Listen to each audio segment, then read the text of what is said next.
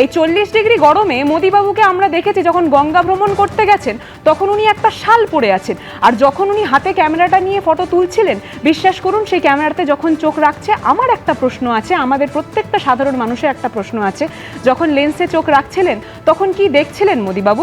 মণিপুরের ঘটনাটা কি আপনার চোখের সামনে আসছিল, নাকি এই বিভিন্ন জায়গায় ট্রাইবালরা যে গলা পর্যন্ত জলে দাঁড়িয়ে তার পরবর্তীতে গলায় তাদের আমরা দেখতে পাচ্ছি যে তাদের গলায় দড়ি, সেই দৃশ্য চোখের সামনে আসছিল? কিন্তু ওনার চোখের সামনে তা কিছুই আসছে না। উনি শুধুমাত্র বাংলাকে লক্ষ্য করে বাংলা দখলের মূল চক্রান্ত নিয়ে বাংলায় ঘুরে বেড়াচ্ছেন। কোন ক্যামেরায় কোন দূরবীনে এই বাংলার কোন ভবিষ্যৎ কে দেখলেন সে তো 4 তারিখের পরে স্পষ্ট হয়ে যাবে। কিন্তু এইটা প্রত্যয়ের সঙ্গে তৃণমূল দাবি করছে শর্মিষ্ঠাদি যে আরো বেশি ক্ষমতা নিয়ে। আজকে অভিষেক বন্দ্যোপাধ্যায় বলছেন প্রয়োজনে 200-র বেশি, কোথায় গিয়ে থামবে জানেন না, কিন্তু তৃণমূল আসছে এটা নিশ্চিত। দেখুন, ছায়া যদি বড় হয় মানুষের থেকে সূর্যটা অস্ত যায়, আর অহংকার যদি বড় হয় কোনো মানুষের নিজের থেকে তখন তার পতন হয়। তৃণমূলের সেটাই হয়েছে। আমার প্রথম আপত্তি বাংলা দখল। ভারতবর্ষে কোনো খুন মোগল পাঠান কেউ আসছে না ভারতবর্ষকে আক্রমণ করতে।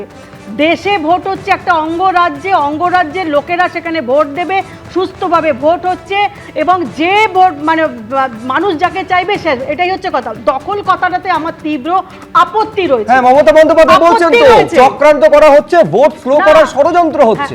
উনি আবার এটাও বলছেন আমি জানি না, আমার আইডিয়া। খুব দুঃখের ব্যাপার, একজন মুখ্যমন্ত্রী শুধু আইডিয়া করে যে কথাগুলো বলেন সেটা মানে বাংলাতে একটা দাঙ্গা বাঁধানোর এবং সারা মানুষকে খেপিয়ে দেওয়ার জন্য যথেষ্ট। এবং নির্বাচনের প্রাক্কালে আর 3-4 দিন বাকি আছে, আমার তীব্র আপত্তি রইল এই কথাগুলোতে।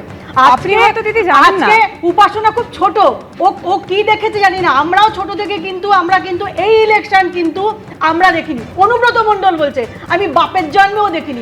আমি আপনাকে একটা জিনিস মাঝখানে কাটছি, বড়ুয়া হলদিয়া নন্দীগ্রাম সোনাচূড়া মোথাবাড়ি এই প্রত্যেকটা জায়গায় যে ঘটনাগুলো হয়েছে, অভিযোগগুলো উঠেছে, সেই সব ব্যাপারে আপনারা সেটা জানেন না নাকি জানতে চান না আমরা জানি না। কিন্তু যখন তৃণমূলে ভোট দেওয়া হচ্ছে তখন আমরা দেখতে পাচ্ছি যে ইলেকশন যেটা বিজেপির চিহ্ন উঠে আসছে, এরকম বহু বেশ বলছি দাবি এবং পাল্টা দাবি, অভিযোগ পাল্টা অভিযোগ রয়েছে। আমি দেবাশিস সরকারের কাছে আসবো, কিন্তু কে কতগুলো আসন পাবে? আমি বলছি দাবি পাল্টা দাবিতে কেউ পিছিয়ে নেই। একদিকে অসমের মুখ্যমন্ত্রী তিনি বলছেন 200 পেরিয়ে গেলেও অবাক হব না, অন্যদিকে অভিষেক বন্দ্যোপাধ্যায় তিনি কি বলছেন পরপর রাখবো আপনাদের সামনে। असम में हम लोग 126 सीट है और 100 सीट मिलके बीजेपी तीसरा बार वहां में सरकार करेगा। असम में सेंचुरी होगा, पश्चिम बंगाल में बीजेपी इस बार डबल सेंचुरी मारेगा। আমি আপনাদের দায়িত্ব নিয়ে বলতে পারি, প্রথম দফায় ভোট হয়েছে গত পরশুদিন, তৃণমূল সেঞ্চুরি পার করে দিয়েছে। 29 তারিখ ডবল সেঞ্চুরি পার হবে, আর সংখ্যা কোথায় গিয়ে থামবে আমি নিজেও জানি না। এবিপি আনন্দ এগিয়ে থাকে, এগিয়ে রাখে।